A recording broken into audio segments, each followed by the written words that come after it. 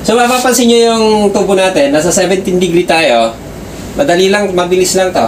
Tingnan nyo yung tubo natin, oh. Nag-frozen ka agad siya. Yun. Lalapit mo. Maliwanag. Ayan, oh. Mapapansin nyo nagpo-frozen. Ayan, oh. Nag-yelo. So pag nag-yelo yan, ito yung sensor na nakaka-detect ng ating refrigerant. Ito, yung anti-freeze na tinatawag natin. Ang tawag namin dito, tube sensor eh. Yan. So, nakasuksok siya doon. Tube sensor at tinatawag namin. Kapag ka nag-build na ng yelo yan, dito, kung nalagyan ng yelo, ang mangyayari dyan, madidetect niya is kulang ang refrigerant. Kasi nag-yelo eh. Kapag nag-yelo, ibig sabihin kulang sa refrigerant, diba? Or madumi. Pwedeng panggalingan din. Pero kadalasan kulang sa refrigerant pag nag-yelo. Tapos nag-frozen. Pero dito sa labas, usually hindi natin makikita. O yan, walang frozen ang labas eh. Oh. Hindi natin makikita ng yelo. Pero sa loob ng evaporator, meron na siya. Nag-yelo na siya. Nagbibuild na siya ng yelo. Okay. Tataas lang natin ha. Tingnan natin kung magdi-defrost siya. Ayan. Gawin natin 22 degree. Tingnan nyo yung ice. Build ng ice. Oh. Yun. Natunaw. Okay. So, mabilis siyang natunaw dahil nag-reduce ang speed ng ating compressor.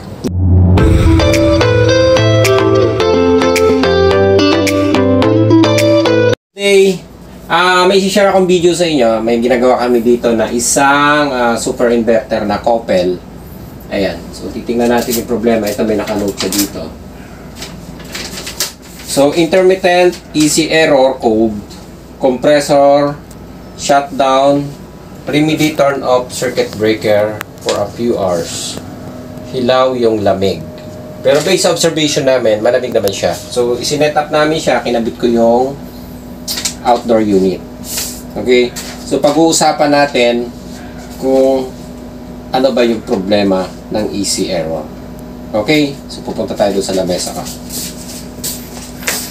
Yan, medyo mahirap yung problem kasi based doon sa sinasabi niya kasi yung intermittent easy error. So, minsan, hindi lumalabas. So, ang remedy na ginagawa nila is pinapatay ang breaker, then napapasin nila hilaw ang lamig. So, ang easy error, based sa ating error code, gamitan natin ang drawing para ma-analyze lang natin, no? So, yung easy error, okay. Easy error, ano ba sakop ng easy error? Ang easy error, ang tinutukoy is based sa, refrigerant. Ay. Tama. Okay. Ay. Refrigerant. Leak. Okay? Refrigerant leak. O, pasensyahan nyo na yung sulat ko refrigerant leak. Ito yung kadalasan na tinutukoy. So, kapag refrigerant leak, ibig sabihin, maaaring undercharge. Undercharge. Okay? So, maaaring kulang sa karga. And, syempre, bakit nagkulang sa karga? Maaaring nag-leak. Natanggalan ng prion. Para madali natin maintindihan. Prion na. Okay. So, pwedeng ito. Pwede yan. Pero merong isa pa na pwedeng mag-cause is sensor. Okay? So, kung wala dyan, pwede manggaling sa board. Board na. Ngayon, tatalo ka dyan. Board, indoor ba or outdoor? So, tinutukoy, ang nakaka-detect kasi nito, kapag sinabi nating board, ang nakaka-detect ng easy error or yung refrigerant leakage is indoor. Okay. So, yung tinatawag natin na refrigerant leakage, ito, sure naman tayo na wala magiging refrigerant leak dahil maiksi lang ang tubo natin and kami nag-set up. So, ang karga niya is pumatak na 100 PSI ngayon dahil naka-high speed ang ating compressor. Ayan, 100 PSI. So, bumababa ang karga natin kapag ang compressor natin is nag-high speed. Ayan. So, okay na tayo dito. Okay ang karga nito. 125, 130, hanggang 150. So, nagbabago. Mamaya explain natin doon sa loob. Pasok ulit tayo. Okay. So, ito mapapansin nyo, nakaset tayo ng 22. Maliit lang ang room namin. Yung unit natin is 2.5 HP na to. 2 HP or 2.5. Hindi ko nakita yung model Pero nasa 2 HP to. Kasi yung board niya nasa ibabaw Ayan. So, maliit lang ang room natin. Kaya madali niyang napalamig. So, sa 22 degree, halos nag-reduce na siya. Yung hindi na nag-full speed yung ating compressor. Okay. So, i-adjust natin ngayon ang temp sa pinakamababa, then oobserbahan natin. Ayan. Okay, so balik tayo dito sa lamesa. Okay, so yan tinutukoy natin na refrigerant leak. Okay na tayo dito. Ayos, kasi sinet up na namin siya ng maayos. So, tanggalin na natin siya. Wala din yung problema natin. Tapos na tayo doon. Then, lumalabas pa rin si easy error. So, undercharge, okay na rin tayo dahil kinargahan natin. So, ang ginamit nating pagkakarga is mano-mano, hindi natin tinimbang. Okay? So, iwan pa muna natin to. Sa sensor and board, ito ang hindi pa natin nakikita kung pwedeng panggalingan. So, sa ngayon, wala naman siyang lumabas na easy error. So, pwedeng panggalingan lang ito. Okay. So, kapag ka nagkakarga tayo ng refrigerant, ang 410 natin, okay, 410, ang 410 at saka ang R32 na refrigerant natin, ang ginagamit natin dito, timbangan. So, hindi gauge. So, alam nyo kung bakit kailangan natin ng timbang. Kasi, ang refrigerant ay ang compressor ng inverter is yan yung tinatawag natin na variable speed. So kapag ang room natin ay malamig na, ang compressor natin is tinatawag natin na nagmi-minor or nag-a-adjust na siya sa mababa o mabagal na ikot. Hindi siya katulad ng conventional. Ang compressor ng conventional o yung non-inverter na tinatawag natin is 1 speed lang. So, dun yun yung ginagamit natin is gauge na ang usually is 60 PSI, 65 or kapag ka medyo pangit na compressor 55. So, sa atin as experience na ginagawa namin mga technician, so, minsan binababa natin sa 55 basta lumalamig siya 60 or 65. So, ganun lang naman tayo sa R22. Okay, then yung 410 medyo mataas na rin. So, yun na rin yung 125 na non-inverter. Pero kapag inverter na kasi, yun yung tinatawag natin na variable speed.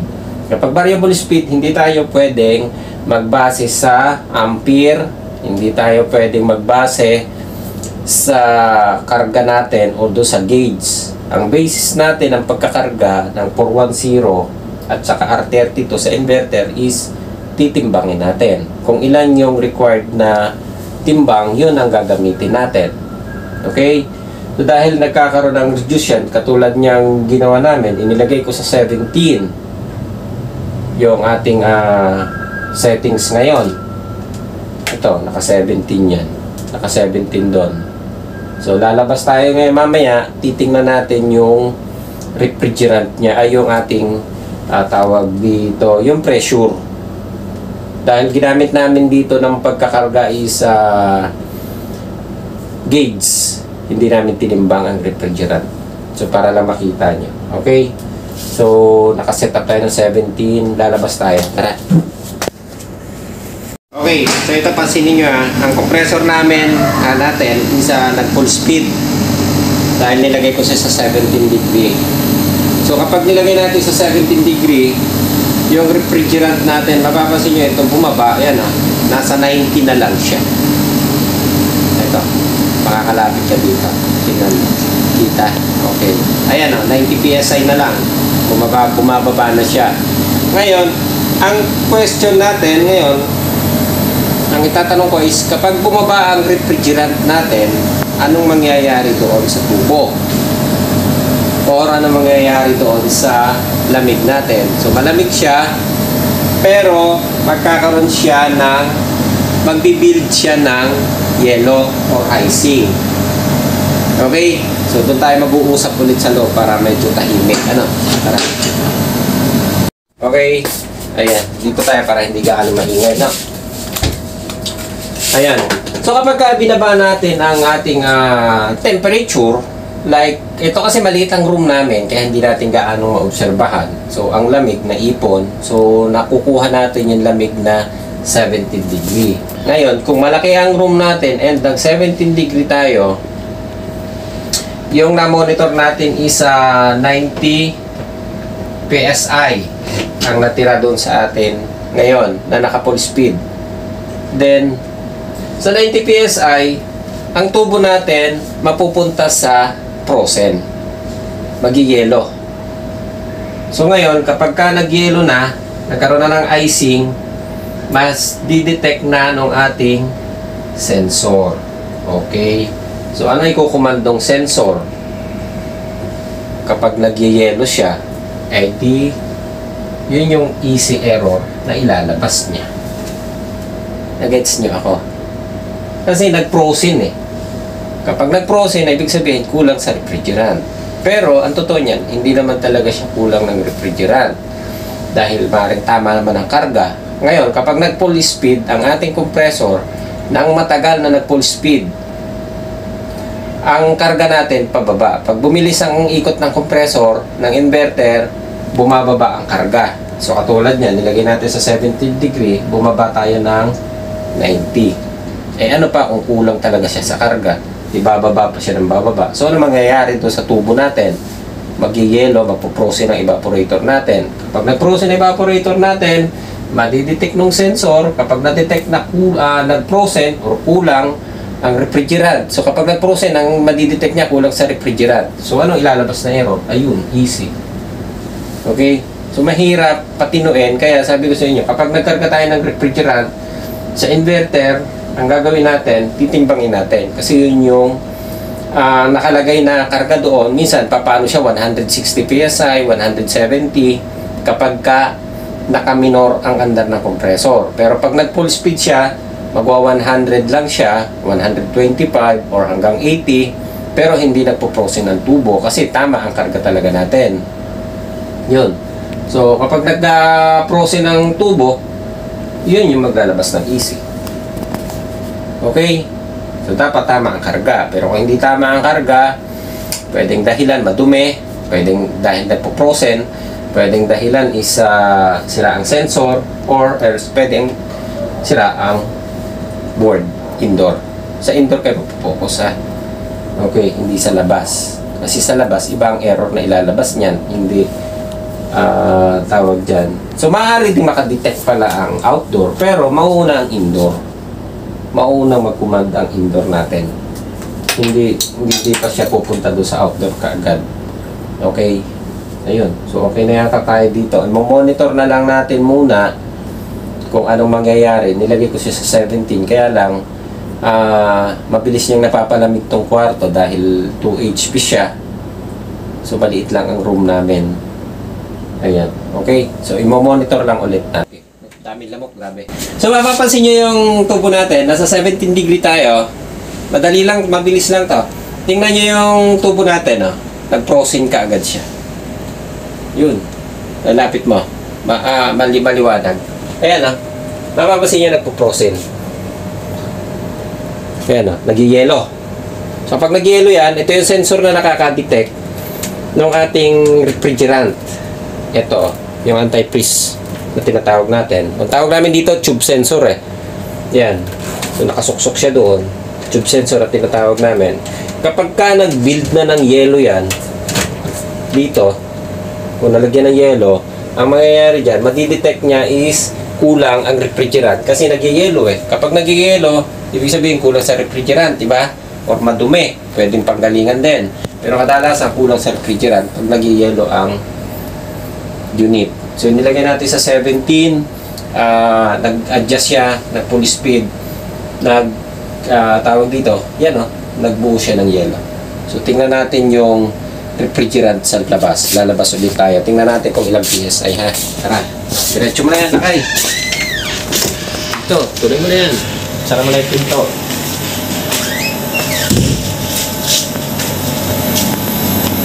Okay. Ayan o.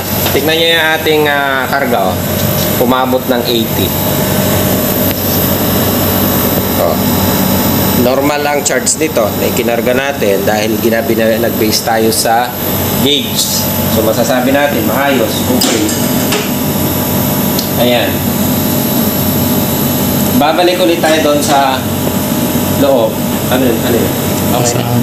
Basahan. Okay. Ayan. Tingnan yung gauge natin. Bumagsak ang karga. Tapos nag-frozen. Pero dito sa labas, usually hindi natin makikita. Ayan, walang frozen ang labas eh. Hindi natin makikita ng yellow. Pero sa loob ng evaporator, meron na siya. Nag-yellow na siya. Nagbibuild na siya ng yellow. Ayan. Okay, so babalik ulit tayo doon sa loob. Paikot-ikot lang tayo, para makita lang natin. Tara, tingnan natin doon ulit sa loob. Malapit lang naman eh. Nakalagay, isara ang pinto. Nagalit yung, ayan tingnan nyo. Sa labas, wala tayong build ng yellow, pero sa evaporator, meron. Ayan.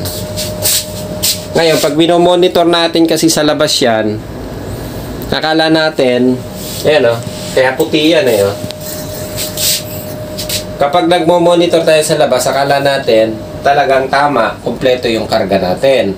Binibase kasi natin yan doon sa ating gauge. Okay? Pero, kapag nag-full speed ng compressor natin, dahil hinahabol niya yung lamig na 17 degree ng ating room, ito ang nangyayari sa kanya. So, siguro kapag in-adjust natin ito, sa remote saglit i-adjust natin. Babalik natin siya doon sa tataas lang natin Tingnan natin kung magdi-defrost siya. Ayan. Gawin natin 22 degree. Tingnan nyo yung ice. Build ng ice. Yun. Natunaw. Okay. So, mabilis siyang natunaw dahil nag-reduce ang speed ng ating compressor. Dahil na-detect na niya yung lamig. Kumbaga, yung 22 degree naabot na niya. Okay? So, nag-reduce siya. Kapag nag-reduce siya, bumababa din ang ampere natin. Ngayon, kung inahabol natin, bukas-sara ang pinto, tapos nakababa tayo sa mababang setting na inilagay natin dyan ng 17 degree, nahihirapan yung ating aircon, nagbibuild na siya ng yellow, maglalabas siya ng easy error. Okay? Pwedeng easy error. Or, kung hindi lumabas yung error na easy error, sisibakin niya ang outdoor unit natin. Outdoor board. Pwedeng sirain ang compressor or yung IPM natin ang kadalasan or bibigay ang outdoor board natin. Yun. Kaya sinasabi natin, ang setting, kapag pumili tayo ng aircon, dapat tama doon sa atin or mas malaki doon sa requirements. Kung inverter ang gagawin natin, gagamitin. Kumbaga, dapat ang requirements is 1 HP, gagawin natin 1.5. Pwede. Kasi doon, pag summertime, yung adjustment natin ng lamig, nag-adjust tayo Kapag mainit sa labas, gusto natin, malamig sa loob. So, inalagay natin sa 17 degree. So, hindi natin napapansin, apektado pala yung aircon natin dahil hindi kinakaya. Iba kasi ang inverter sa non-inverter o yung conventional. Kasi, yung sinasabi natin, variable ang speed ng compressor. Nagbabago-bago. Hindi siya naka-steady or one speed lang siya. Ayan. Kaya ganun nangyari. Kita nyo, nalusaw to. So, mamaya nilagay ko sa 17. Siguro mga 30 minutes, magbibuild na ulit siya ng yellow. Pero kung nakababa ang ating temp, tulad nung ginawa natin kanina, na sinet up ko doon sa 22. Ayan, kung 22 or 24 degree, hindi maglalabas ng easy, hindi nagbibuild ng yellow, dahil bumibilis yung cut-off or nagmi-minor yung compressor natin. So, yung karga o refrigerant, tumatama. So, ayun. So, isang dahilan natin nga, yung sinasabi natin na refrigerant leakage, pwede na manggaling or talagang kulang sa karga. Pero dito sa short, maiksi lang yung tubo na ginamit din namin eh. So less than 10 feet. So ang karga niya doon sa gauge namin, tama. Kung yung gauge ang ginamit namin, hindi namin tinimbang. Pero may original na karga pa rin naman siya. Ni-release namin, dinagdagan lang namin para sa observation lang. Pero usually hindi na namin din ginagamit yung refrigerant na yon. Tinatanggal na namin, kinakargahan ng panibago na tama do sa timbang niya. Okay? So ngayon lang, payo ko lang, ngayong summertime, siguro ang pinakamaganda, huwag nyo ibaba sa 24 degree kasi hindi niya kakayanin ang lamig, ay ang init. So ang pwersado yung outdoor pwedeng masira. And yun nga, maglalabas siya ng easy error. Nakakala natin, ang problema is, minsan nagpalit na ng sensor, nag-system reprocess, nagpalit na ng board. So lumalabas pa rin yung easy error. Yung pala, ang nagiging problem natin is yung setting. Minsan gabi, madaling araw, nagpo-frozen na siya dahil yung setting natin masyadong mababa. Ayun. So wala naman palang problema yung aircon. Okay? So ayos na tayo dito. Okay na? Ayos!